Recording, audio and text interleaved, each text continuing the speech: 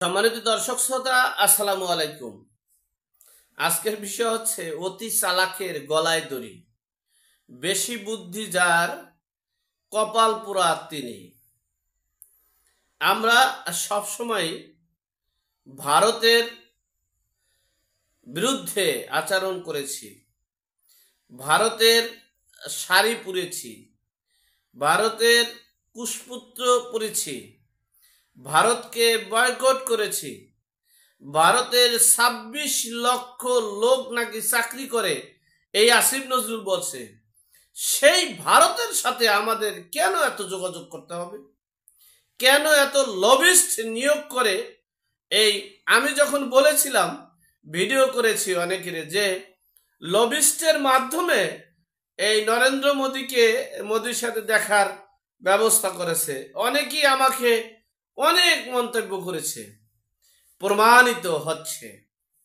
যখন এই ডক্টর মোহাম্মদ ইউনূস মোদির সাথে বৈঠক করেছে, দেশের কেন্দ্রীয় সরকারের বা কোনো রাজনৈতিক নেতাদের সাথে আলোচনা না করে হঠাৎ এই সিদ্ধান্ত নেওয়ায় ভারতে চরম উত্তেজনা সৃষ্টি হয়েছে পার্লামেন্টে এবং রাজনীতির ভিতরে।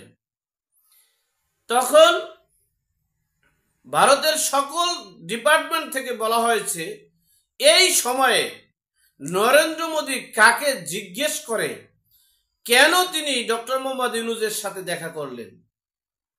সে প্রতিবাদ করেছে এবং তার জবাব চেয়েছেন। এরপরের বিষয় হচ্ছে, এই ডক্টর মোহাম্মদ ইউনূস তিনি ভারতে বসে, এই চীনে বসে মন্তব্য করেছে, 7 সিস্টার এবং চট্টগ্রাম একটা বিজনেস পলিসি, এখানে অনেক কিছু করা সম্ভব, অনেক কিছু হবে, সেই প্রস্তাব দিয়ে আসছে। 7 সিস্টার কি ডক্টর মোহাম্মদ ইউনূসের বাবা, ওর বাবা বাপদাদার সম্পত্তি? কেন আমি এই দেশটাকে ধ্বংসের দিকে, এই দেশটা যুদ্ধের দিকে ধাবিত করব? তোর জন্মসূত্র এখানে না, ভালো না, ভালো চলে যা। এদেশের মানুষের, এদেশের স্বাধীনতা সার্বভৌমত্ব শেষ করবে, দেশটা দেউলিয়া করতে যাচ্ছ। দেশের অবস্থা কোথায় গিয়ে দাঁড়িয়েছে? আজকে আইসিয়া তুই শফিকের বানাইছো। কথা বলতে এখন আমার আমি এখন কি বলবো? এই দেশে এটা একটা স্বাধীন রাষ্ট্র। আমি সাধারণ পাবলিক, আপনি তো পাবলিক নয়, আপনি রাষ্ট্রের প্রধান। এই রাষ্ট্রের সকল দায় দায়িত্ব দেওয়া হয়েছে আপনাকে। আপনি কি মনে করছেন মালয়েশিয়া খেলা, যে হাড়ি পাতিল বানাইলেন আর ভাঙলেন? আপনি কেন 7 সিস্টার নিয়ে আপনার আলোচনা? কেন আপনি বাংলাদেশের সব নিয়ে আলোচনা করেন, আপনি 7 সিস্টার নিয়ে আলোচনা করতে আছেন? আবার নরেন্দ্র মোদীর সাথে দেখা করে এসে প্রেস ব্রিফিং এ বলতেছেন যে হাসিনারে চলে নিয়ে আসছে। হাসিনার, আপনার বাপদাদার 14 গোষ্ঠী কবর থেকে উঠলেও হাসিনার আনা সম্ভব? বুঝলেন রাজনীতি?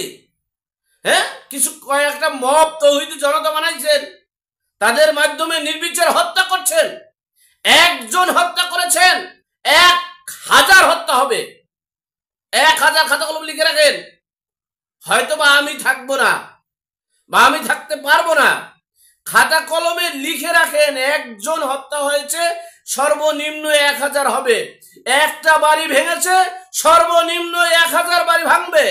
একটা সম্পদ নষ্ট করেছেন, সর্বনিম্ন 1000 সম্পদ নষ্ট হবে। খাতা কলমে লিখে রাখেন। আপনি কোথায় গিয়ে দাঁড় করিয়েছেন?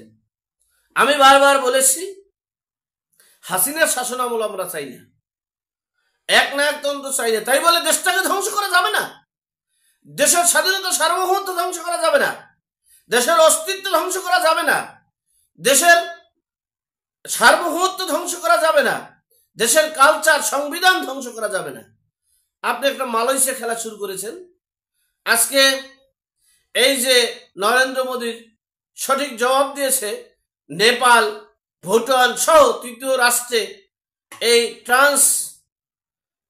ট্রান্সমেন্ট বাতিল করেছে, অর্থাৎ সড়ক পথে যাতায়াত ভারত সহ, ভারতে তো মালামাল কোনো পণ্য পাঠাতে পারবেই না। 2020 সালে যে এটা আইন পাশ করা হয়েছে, আমরা যে আইনের মাধ্যমে, যে চুক্তির মাধ্যমে আমরা যে নেপাল, ভুটান সহ তৃতীয় রাষ্ট্রে যে পণ্য আমদানি রপ্তানি করতাম সেগুলো বন্ধ করে দিয়েছে। খুব চমৎকার হয়েছে। কি যে খুশি হয়েছে ইউনূস সাহেব, কল্পনার বাইরে খুশিতে আজকে রাত্রে ঘুম হবে না। আজকে নৃত্য করবে, নতুন ইয়ং একজন নারী নিয়ে তিনি নৃত্য করবেন আজকে রাতে, সে অবস্থায় তার হয়েছে। খুব চমৎকার লেগেছে। আজকে রাত থেকেই এই আইন পাশ হয়েছে। কি মনে করছেন এই দেশটার মানুষের? আমি বারবার বলছি যে আপনি এই দেশের এখন রাষ্ট্রের প্রধান দায়িত্বে আছেন। আপনি যখন রাষ্ট্রের দায়িত্ব পালন করতে পারবেন না, আপনি চলে যান সসম্মানে, স্ব ইচ্ছায়, যে আমি এই বাংলাদেশের মানুষ, বিকৃত মস্তিষ্কের মানুষ, এই বিকৃত মস্তিষ্কের মানুষের দেশে আমি দেশ পরিচালনা করতে পারবো না, সুতরাং আমি চলে গেলাম। আপনি সেটা না করে দেশটাকে তালেবানি রাষ্ট্র, গাজা, ইসরায়েল, ফিলিস্তিনের মতো করবেন, এটা, এই অধিকার আপনাকে কে দিয়েছে? কোথায় পেয়েছেন এই অধিকার? এই অধিকার কি বিএনপি আপনাকে দিয়েছে? এই অধিকার কি আপনাকে তারেক রহমান দিয়েছে? এই অধিকার কি বিএনপির সমমনা দলগুলো দিয়েছে? কি পেয়েছেন আপনি? দয়া করে মাফ করবেন, এখনো সময় আছে। বাংলার মানুষ যদি ফুঁসে ওঠে, আর ভারত যদি ফুঁসে ওঠে, আর আমি ভারতকে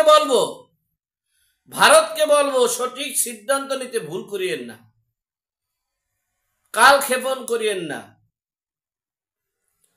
এখনো সময় আছে আপনাদের সঠিক সিদ্ধান্ত নেওয়ার। আর ডক্টর মোহাম্মদ ইউনূসকে বলবো, দয়া করে আপনার কাছে মাফ চাই, দয়া করে আপনার কাছে ক্ষমা চাই, পায়ে ধরি। আপনি দয়া করে ওই চেয়ারটা ছেড়ে দিয়ে দেশকে রক্ষা করুন, দেশের মানুষকে রক্ষা করুন, দেশের স্বাধীনতা সার্বভৌমত্ব রক্ষা করুন, আমাদেরকে বাঁচান। আর যদি আপনি ওই চেয়ারটায় থাকতে চান, আমরাও বাঁচবো না, দেশও বাঁচবে না, আর আপনার অবস্থা কি হবে একমাত্র আল্লাহ পাক রব্বুল আলামিন জানে। তবে আমার একটা ধারণা আছে, এই শেখ মুজিবুর রহমানের মূর্তিটা যেভাবে ভাঙা হয়েছে, ঠিক জ্যান্ত অবস্থায় আপনাকে এইভাবে এইরকম করতে পারে, হয়তোবা আতুর দিয়ে দিয়ে এরকম করবে। এটা আমাকে একজন তথ্য দিয়েছে। ভাই, আপনি বার বললেন না যে ডক্টর ইউনূসকে যে এই বঙ্গবন্ধুর যে ভাস্কর্যটা যেভাবে আতুর দিয়া আর বাডল দিয়া শ্রেণী দিয়ে করছে, ঠিক তেমনি এই ডক্টর মোহাম্মদ ইউনূসকে বেঁধে জীবিত অবস্থায় বাইন্ধে এরপর ওইরকম করবে।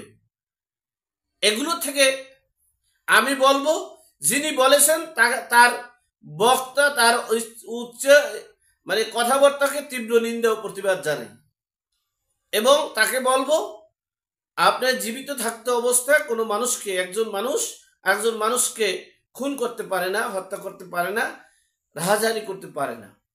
সুতরাং এগুলো বন্ধ করে ডক্টর মোহাম্মদ ইউনূস সাহেবকে বলবো, দয়া করে আপনি আপনার চেয়ার ছেড়ে আপনি আপনার কর্মে চলে যান। দেশকে রক্ষা করুন, দেশের মানুষকে রক্ষা করুন, দেশের স্বাধীনতা সার্বভৌমত্ব রক্ষা করুন।